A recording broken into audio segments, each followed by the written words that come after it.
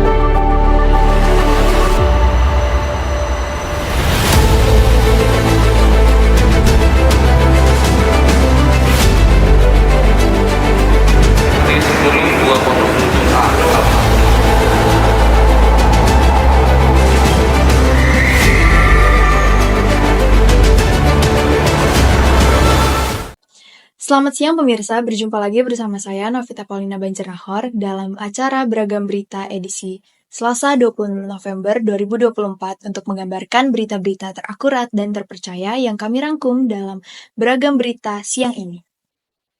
Transformasi terus didorong oleh pemerintah Provinsi DKI Jakarta melalui Badan Layanan Umum Daerah Jakarta Smart City. Pemprov DKI berupaya memberikan pelayanan publik yang maksimal kepada masyarakat. Berbagai inovasi digital terus dikembangkan termasuk Operasi Jakarta Kini atau JAKI yang kini menjadi solusi bagi warga Jakarta. Saat ini saya sudah bersama Pak Helsi sebagai narasumber yang akan menjelaskan tentang konsep sound governance yang menjadi pedoman dalam transformasi layanan DKI Jakarta. Oke, baik. Terima kasih, Paulina. Jadi, saya akan menjelaskan sound governance, yaitu sound governance pada dasarnya diciptakan untuk menyempurnakan konsep sebelumnya, yaitu konsep konstitusional. Pemerintahan yang tidak hanya jelas secara demokratis, tetapi juga tanpa cacat secara ekonomi, finansial, politik, konstitusional, organisasi, administratif, manajerial, dan etika.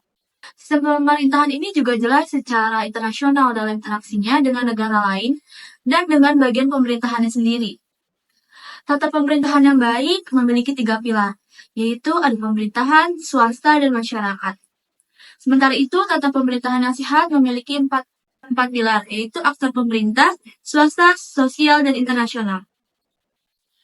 Baik, lalu apa saja sih dimensi yang ada pada sound governance?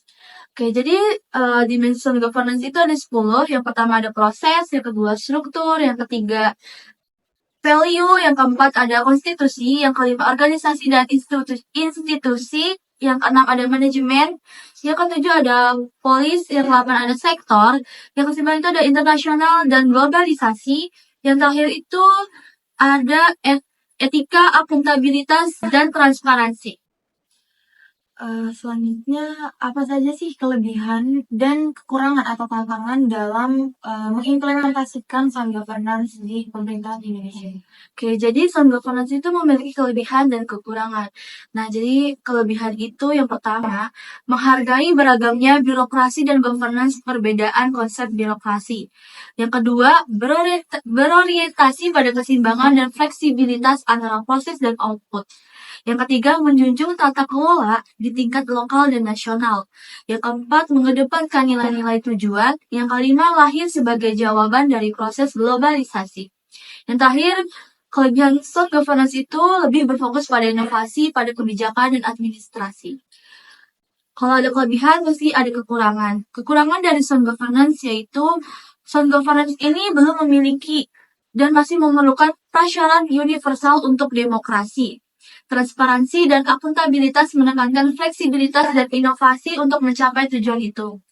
Dan inovasi menjadi semangat implementasi sound governance dari sistem tata kelola. Selanjutnya mungkin ini adalah yang pertanyaan terakhir. Apa saja kategori yang ada dalam pelayanan publik sendiri? Oke, jadi kategori pelayanan publik itu yang pertama ada kelompok pelayanan administratif.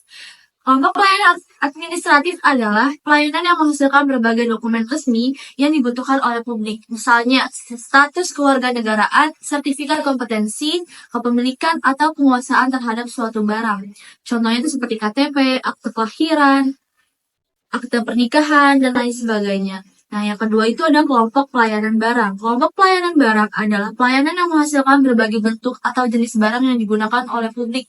Misalnya jaringan telepon, listrik, air bersih, dan lain sebagainya. Yang ketiga itu ada kelompok pelayanan jasa. Kelompok pelayanan jasa adalah pelayanan yang menghasilkan berbagai bentuk jasa yang dibutuhkan oleh publik. Contohnya seperti pendidikan, kesehatan, serta penyelenggaraan transportasi. Baik, mungkin itu saja penjelasan singkat dari narasumber kita Mbak Tia Gaisi tentang konsep dari sound governance. Baik, di lapangan sudah ada reporter kami, Dea Prastiwi, yang akan bertanya lebih lanjut mengenai program Smart City. Apakah sudah tersambung, Dea? Selamat siang Paulina dan pemirsa, bersama saya Deversi Maharani bersama Bapak Muhammad Hafizun, Kepala Diskominfo Profesi DKI Jakarta. Baik Pak, apa saja sih tantangan utama yang dihadapi dalam pelaksanaan program Jak WiFi dan bagaimana pemerintah itu dapat mengatasinya? Untuk tantangan utamanya itu ada keterbatasan infrastruktur di daerah tertentu, pun ada akses internet terbatas untuk sebagian warga, serta keamanan data pengguna yang kurang. Untuk solusinya, kita menawarkan solusi ya untuk lebih banyaknya infrastruktur WiFi dan perluasan ke daerah yang kurang terjangkau, serta memberikan pelatihan agar lebih banyak orang bisa memanfaatkan Jak WiFi, perkuat dan juga memperkuat sistem keamanan jaringan agar data tetap aman. Oke. Bagaimana strategi pemerintah itu untuk memastikan keberlanjutan program Jak WiFi, terutama di wilayah dengan koneksi terendah? Untuk strateginya, kita melakukan kolaborasi dengan menyediakan pelayanan internet untuk memperluas jaringan ke daerah yang sulit dijangkau. Model bisnisnya juga ini bisa berkelanjutan, misalnya dengan melibatkan sektor swasta, fokus pada infrastruktur, mikro, dan juga membangun WiFi di titik-titik yang strategis. Oke, bagaimana pemerintah itu mengukur keberhasilan inisiatif Jakarta Smart City selain dari jumlah unduhan atau penggunaan layanan? Ada dampak sosial dan juga dampak ekonomi.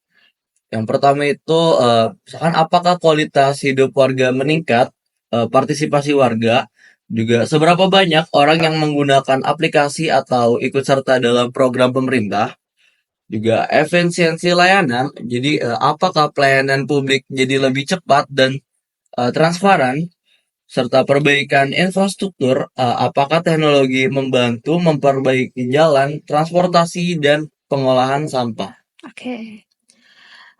Cukup segitu saja wawancara yang telah kita lakukan. Selanjutnya kembali ke studio. Baik, di lapangan sudah ada reporter kami, Syifa Yusri Yarli, yang akan bertanya langsung mengenai program Smart City kepada salah satu mahasiswa Untirta yang tinggal di Jakarta. Baik, Syifa, apakah sudah tersambung? Ya, selamat siang Novita Paulina dan juga pemirsa. Saat ini kita akan dengarkan secara langsung informasinya dari seorang mahasiswa yang tinggal di DKI Jakarta yang kini berlokasi di Universitas Sultan Ageng Tirtayasa, Sindang Sari. Saat ini kita sudah bersama Kak Clara. Halo, selamat siang Kak Clara. Siang. Kakak tahu nggak sih program DKI Jakarta yaitu Jakarta Smart City? Iya tahu. Nah, apa sih tanggapan kakak dan harapan kakak terhadap program ini? Tanggapan saya sih untuk Jakarta Smart City tentu saja bakal memudahkan masyarakat dalam melaporkan suatu masalah, dan untuk harapannya semoga sih ini dapat menyebar di seluruh Indonesia, yang nggak cuma di Jakarta aja. Oke, nah kakak pernah nggak sih ngalamin kendala saat menggunakan aplikasi Jaki dan Jak WiFi? Untuk kendalanya mungkin kadang lemot, dan untuk wifi-nya kadang tidak bisa digunakan ya, kayak gitu. Semoga sih itu diperbaiki oleh pemerintah. Oke, baik. Nah, untuk aplikasi Jaki, apakah kakak merasa bahwa aplikasi ini tuh benar-benar membantu dalam hal-hal administratif? Tentu saja membantu, jadi masyarakat tinggal melaporkan untuk hal-hal administratif melalui mobile, tidak harus datang ke kantornya langsung. Oke, kalau untuk aplikasi Jak WiFi, apakah kakak merasa aplikasi ini benar-benar membantu dalam meningkatkan pelayanan publik? Tentu saja membantu, yaitu salah satu bentuk kerja daripada pemerintah untuk masyarakat, yaitu menyediakan wifi. Jadi tentu saja sangat membantu. Oke, baik. Terima kasih Kak Clara sudah meluangkan waktunya untuk kami wawancarai. Kita doakan saja semoga program ini dapat berjalan dengan lancar dan dapat menyebar di seluruh Indonesia. Terima kasih. Saya kembalikan ke Paulina di studio. Sekian liputan kami hari ini. Saya Novita Paulina Banjarnegara. Saya Fatia Luciazara. Kami berdua pamit undur diri. Selamat siang dan sampai jumpa di Ragam Berita selanjutnya.